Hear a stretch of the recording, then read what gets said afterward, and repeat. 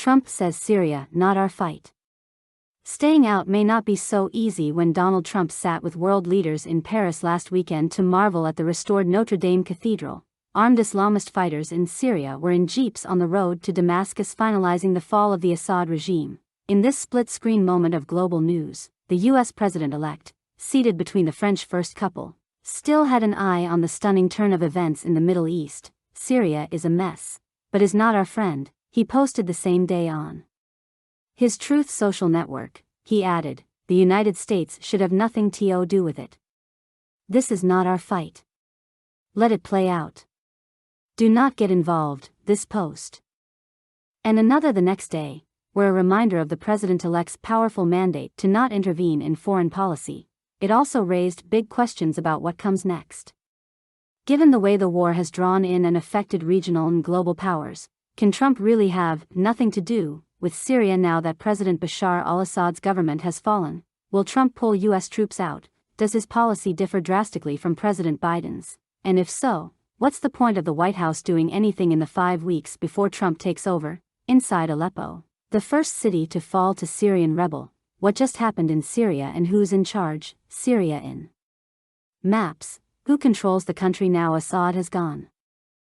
Syrians celebrate fall of Assad regime. Follow live updates. The current administration is involved in a frantic round of diplomacy in response to the fall of Assad and the rise to power of Hayat Tahrir al-Sham, HTS, a Syrian Islamist armed group that the U.S. designates as a terrorist organization. I'm writing this on board Secretary of State Antony Blinken's plane, as he shuttles between Jordan and Turkey trying to get key Arab and Muslim countries in the region to back a set of conditions Washington is placing on recognizing a future Syrian government. The U.S. says it must be transparent and inclusive, must not be a base for terrorism, cannot threaten Syria's neighbors, and must destroy any chemical and biological weapons stocks. From Mike Waltz, Trump's nominee for National Security Advisor, who has yet to be confirmed, there is one guiding principle to his foreign policy. President Trump was elected with an overwhelming mandate to not get the United States dug into any more Middle Eastern wars, he told Fox News this week. He went on to list America's core interests there as the Islamic State, IS, group, Israel and our Gulf Arab allies. Waltz's comments were a neat summary of the Trump view of Syria as a small jigsaw piece in his bigger regional policy puzzle. His goals are to ensure that remnants of IS remain contained and to see that a future government in Damascus can't threaten Washington's most important regional ally, Israel. Trump is also focused on what he sees as the biggest prize, a historic diplomatic and trade deal to normalize relations between Israel and Saudi Arabia, which he believes would further weaken and humiliate Iran. The rest, Trump believes, is Syria's mess to work out. Trump's rhetoric harkens back to how he talked about Syria during his first term, when he derided the country, which has an extraordinary cultural history dating back millennia, as a land of sand and death. Donald Trump, himself, I think really wanted very little to do with Syria during his first administration.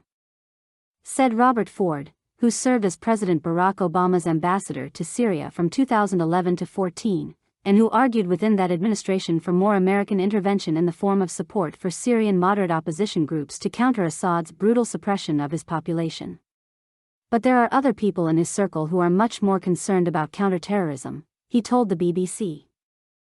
The U.S. currently has around 900 troops in Syria east of the Euphrates River and in a 55 kilometers, 34 miles, deconfliction zone bordering Iraq and Jordan. Their official mission is to counter the IS group, now much degraded in desert camps, and to train and equip the Syrian Democratic Forces, SDF, Kurdish and Arab allies of the U.S. who control the territory. The SDF also guards camps containing IS fighters and their families.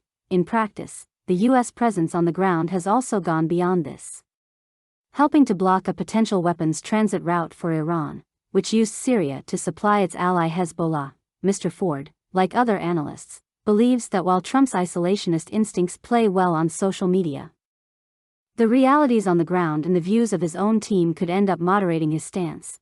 That view is echoed by Wael al-Zayat, a former advisor on Syria at the U.S. Department of State. He is bringing on board some serious people to his administration who will be running his Middle East file, he told the BBC, specifically noting that Senator Marco Rubio, who has been nominated for Secretary of State, is a serious foreign policy player.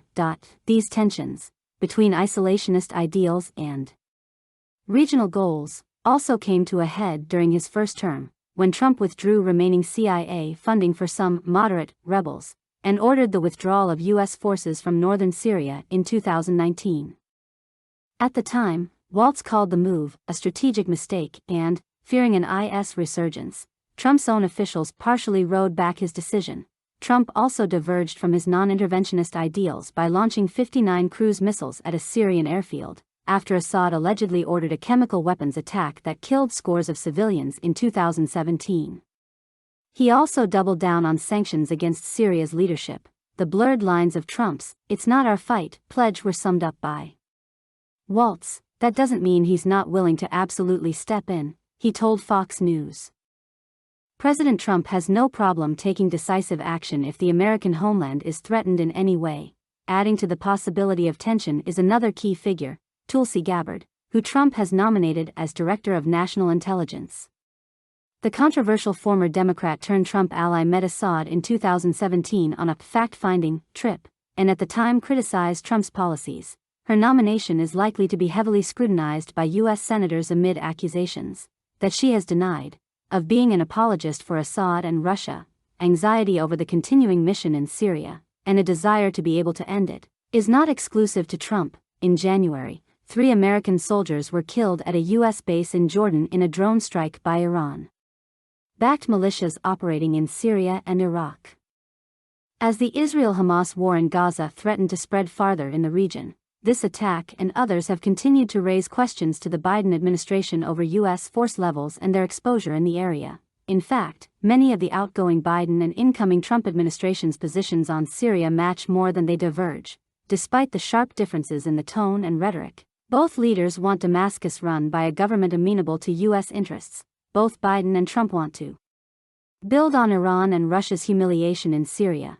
Trump's "this is not our fight, let it play out" is his equivalent of the Biden administration's "this is a process that needs to be led by Syrians, not by the United States." But the major difference, and that which raises the most anxiety among Biden supporters, is in Trump's approach to U.S. forces on the ground and American backing for the SDF, said Bassam Barabandi, a former Syrian diplomat in Washington who helped opposition figures flee the Assad regime. Biden has more sympathy, connection, passion towards the Kurds. Historically, he was one of the first senators to visit the Kurdish areas of northern Iraq after Saddam Hussein's Kuwait invasion. He said, "Trump and his people, they don't care as much. They take it into consideration and not to leave their allies out. They get this, but the way they implement it is different." Mr. Barabandi, who said he supports Trump's non-interventionist rhetoric, thinks the president-elect will pull out U.S. troops, for sure, but over a gradual timeframe and with a clear plan in place. It will not be like Afghanistan, within 24 hours, he said. He will say within 6 months, or whatever time, a deadline for that and for the arrangement of everything. Much may revolve around Trump's discussions with Turkey's President Recep Tayyip Erdogan, with whom he is thought to have a close relationship. American backing for the SDF has long been a source of tension with Turkey, which views the People's Defense Units, YPG, the Kurdish force that makes up the SDF's military backbone, as a terrorist organization. Since Assad fell, Turkey has been carrying out air strikes to force Kurdish fighters out of strategic areas, including the town of Manbij. Trump may want to cut a deal with his friend in Ankara that allows him to withdraw U.S. troops and could see Turkey's hand strengthen further. But the possibility of Turkish-backed groups taking control of some areas worries many, including Wael al-Zayat, the former U.S. State Department Syria expert. You can't have different groups running different parts of the country, controlling different resources, he added. There's either the political process, which I do think the U.S. has a role to play, or something else, and I hope they avoid that latter scenario.